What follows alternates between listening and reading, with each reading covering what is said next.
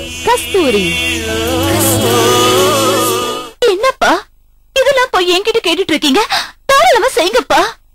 நமக்கு அக்கா நல்லபடியா திரும்பி வரணும். அது இல்லாம இந்த வீட்டுல உனக்கு ஒரு பங்கு இருக்கு. என்னப்பா பெரிய பங்கு? இந்த வாழ்க்கை எனக்கு அக்கா போட்ட பிச்சைப்பா. அவன் நல்லா இருக்க நான் என் உயிரையே கொடுப்பேன். இந்த பாருமா, உனக்கு நல்ல மனசு, அது மட்டும் இல்ல சம்பந்தப்பட்டிருக்கிறது உன் அக்கா. அதனால நீ ஒத்துக்கிற. ஆனா உன் மாமியாரும் உன் புருஷன் நாளைக்கு ஒரு வார்த்தை சொல்லிடக்கூடாது இல்லையா? அண்ணா அவங்களும் நல்ல மாதிரிதான். ஒன்னும் நினைக்கவும் மாட்டாங்க, ஒன்னும் சொல்லவும் மாட்டாங்க. நீங்க பயப்படாம துணிஞ்சு காரியத்துல இறங்குங்க. ஆமாப்பா, நீங்க உடனே கிளம்பி போய் டாக்டர் பாருங்க. ஆக வேண்டிய காரியத்தை முதல்ல கவனிங்கப்பா. சரிம்மா.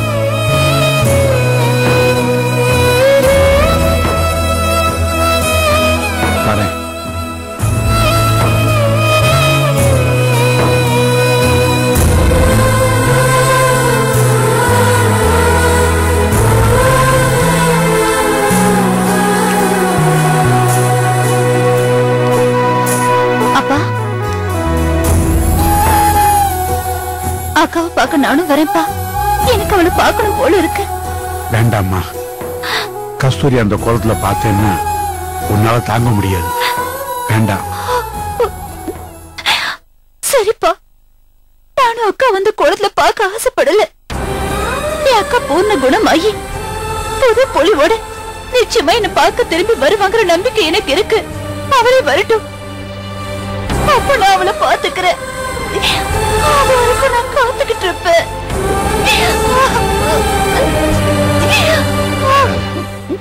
அதாவது அவளை நினைச்சு அழுது உடம்ப கெடுத்துக்காத.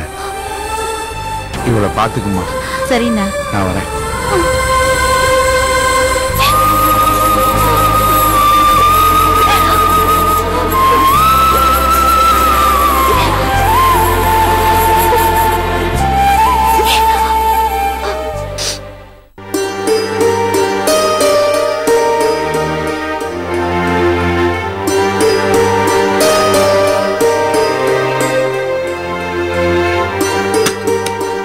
Thank you. Excuse me, sir. May I come in? வாங்க டாக்டர். உட்காருங்க. Thank you. எப்படி இருக்கீங்க? டாக்டர் கேட்க வேண்டிய கேள்வியை நீங்க கேக்குறீங்க. எப்படி இருக்கீங்கன்னு எந்த டாக்டர் வேணா ஒருத்தரை பார்த்து கேட்கலாம். Nothing wrong. ஆனா உங்களை மாதிரி ஒரு மனோதத்துவ டாக்டர் இந்த கேள்வி ஒருத்தட்ட கேட்கவே கூடாது.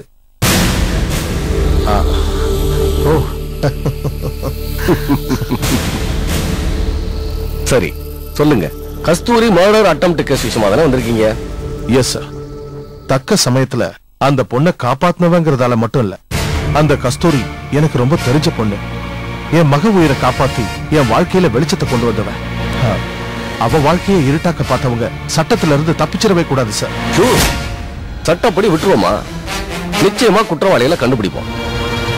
ஆமா, உங்களுக்கு யார் மேலேயாவது சந்தேகம் இருக்கா? இந்த கேள்விக்கு என்னோட பதில் நோ. ஏன்னா கஸ்தூரி தாமரை இலை தண்ணீர் மாதிரி. பெருசா அவ கஷ்டங்களை வெளியே சொல்லிக்க மாட்டா. எனக்கும் அவளை பத்தி முழு விவரங்கள் தெரியாது. கஸ்தூரி அபாய கட்டத்தை தாண்டி உயிர் பொழைச்சிட்டாலும் விசாரணை நடத்தி அவங்க கிட்ட பதில் வாங்குற நிலைமையில இப்ப அவங்க இல்ல. எனிவே வேற பல கோணங்கள்ல இன்வெஸ்டிகேஷன் போயிட்டு தான் இருக்கு. கமிஷனர் சார், ஒரு விஷயம் உங்களுக்கு தெரியாதது இல்ல. குற்றவாளிங்க வெளியில நடமாடிட்டு இருக்கிற வரைக்கும் கஸ்தூரி உயிருக்கு ஆபத்து இருக்கு. நிச்சயமா அவங்க அடுத்த அட்டெம்ப்ட் செய்வாங்க. அஃப்கோர்ஸ், அதுக்கு தான் நாங்க இப்படி செய்யலாம்னு இருக்கோம்.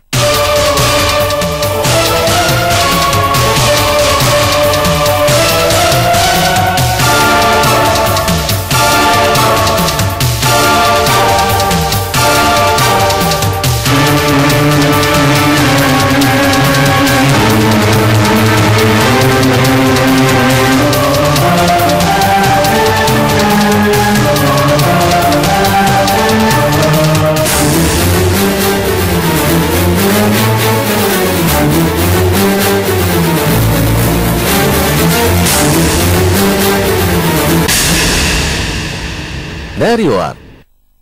எங்களுக்கு நீங்க செய்ய வேண்டிய உதவி, அவங்களுக்கு நீங்க உண்மையை கன்வே பண்ணி அவங்கள கன்வின்ஸ் பண்ணணும். Definitely. Okay, thank you very much.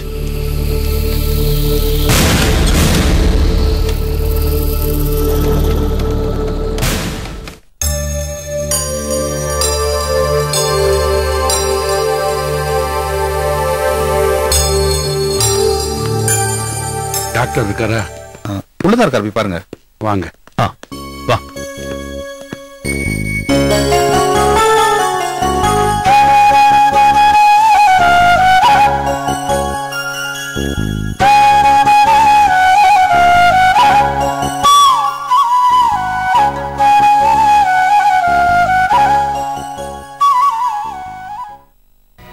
சரி புறப்படுங்க. நான் என்ற மகனுக்கு பொண்ணு பார்க்க போகணும். என்றா சண்முகா என்ற பிறந்தவளுக்கு சொல்லியாச்சுல்ல, அப்ப புறப்படு.